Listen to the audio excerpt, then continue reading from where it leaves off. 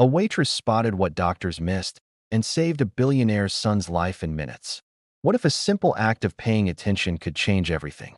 In a bustling diner on the corner of 5th and Main, where the coffee never stops brewing and the conversations flow like honey, nobody expected that Tuesday evening to be different from any other. The rain drummed against the windows while families gathered around worn vinyl booths, sharing stories over steaming plates of comfort food. Stopped behind the counter. A woman with kind eyes and calloused hands from years of service moved with the practiced grace of someone who truly cared about every person who walked through those doors. She had learned to read people the way others read books, catching the subtle signs that spoke volumes about their hearts, their struggles, their needs.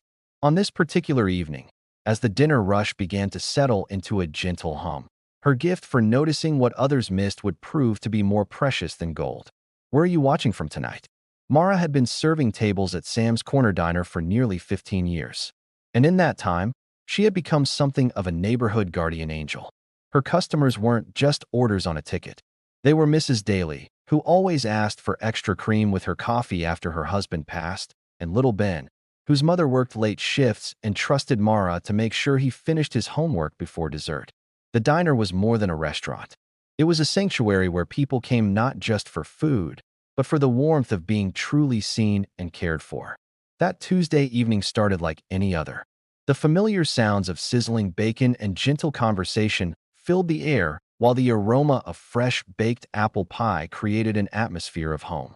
Mara moved between tables with her usual attentiveness, refilling coffee cups and sharing genuine smiles that had the power to brighten even the darkest days.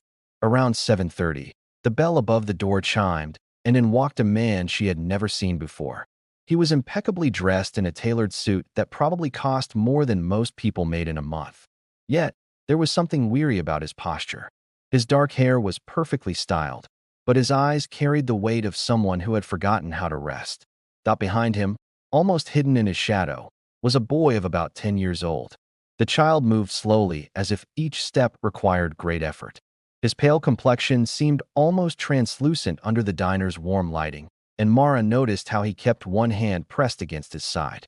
The man, clearly his father, guided him to a corner booth with the protective care of someone who had learned to anticipate trouble.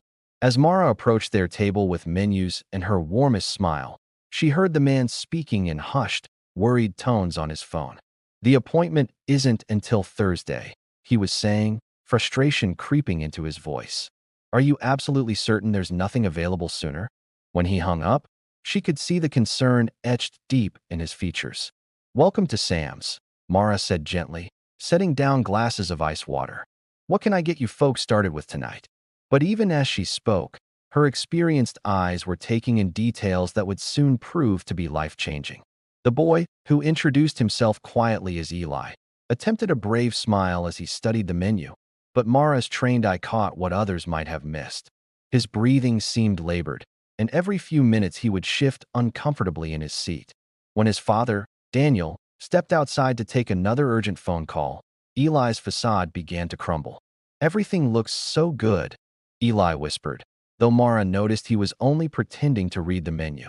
His small fingers trembled slightly as he reached for his water glass. "Are you feeling all right, sweetheart?"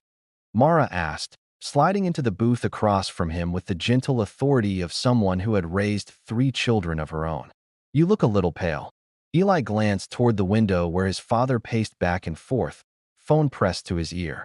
"Dad says the doctors are just being extra careful," he said, but his voice carried the uncertainty of a child trying to convince himself as much as anyone else.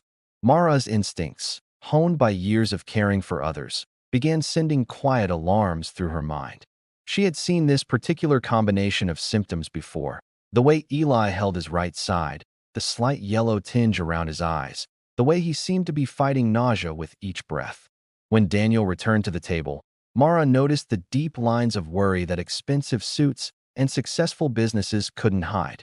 "The specialists are all booked solid," he explained to Eli, forcing optimism into his voice. "But we'll see Dr. Harris on Thursday. He's the best in the city." As Mara took their order, simple chicken soup for Eli, who claimed he wasn't very hungry, and a coffee for Daniel, She found herself studying the child more closely.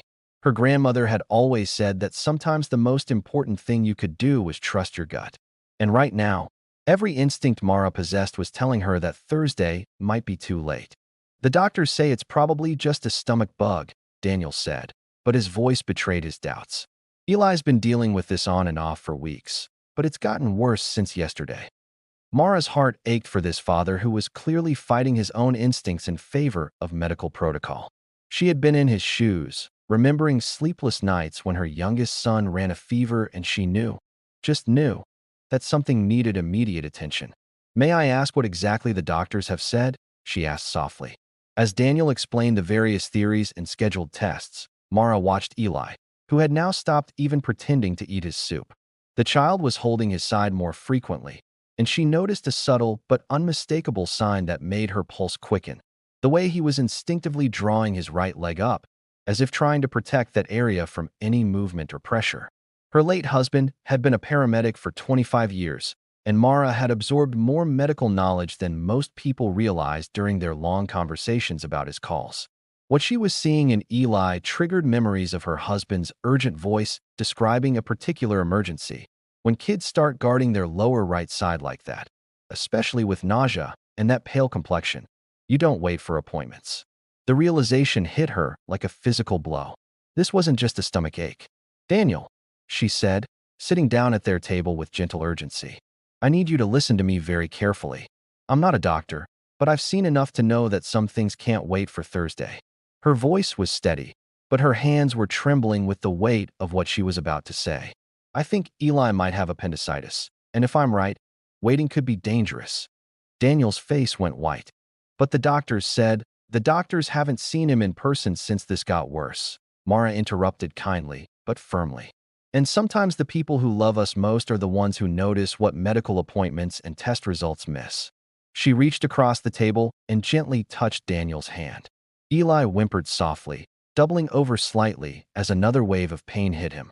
Mara's eyes met Daniel's, and in that moment, she saw a father's love override every protocol and procedure he'd been following. "What do you think I should do?" Daniel asked, his voice barely above a whisper. "I think you should take Eli to the emergency room right now," Mara said firmly but gently. "Don't wait for tests or appointments. Tell them you suspect appendicitis and that his symptoms have gotten significantly worse." As if the universe was confirming her instincts, Eli suddenly cried out, his small body doubling over in genuine agony. Daniel sprang into action. "You're right," he said, scooping Eli up carefully. "Thank you for trusting your instincts when I was too scared to trust mine." Mara quickly grabbed her jacket and keys. "I'm coming with you," she announced. "My car is closer, and I know the fastest route to General Hospital." During the tense drive through the evening traffic, Mara held Eli's hand while Daniel called ahead to the emergency room. "Why are you helping us?" Eli asked weakly. "Because sometimes, sweetie, strangers are just friends we haven't met yet," Mara replied, smoothing his hair with tenderness. "And because your daddy loves you so much, he was brave enough to listen when someone else saw what he was feeling in his heart." At the hospital, the team took one look at Eli and immediately whisked him away. Within an hour, the diagnosis was confirmed: acute appendicitis, likely to become life-threatening within 12 hours.